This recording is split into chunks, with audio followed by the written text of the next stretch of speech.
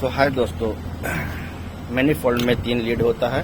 पहला जो होता है लो प्रेशर का, जो सेक्शन में लगा हुआ है, ये सेक्शन पाइप में लगा हुआ है, ये सेक्शन में लगा हुआ है।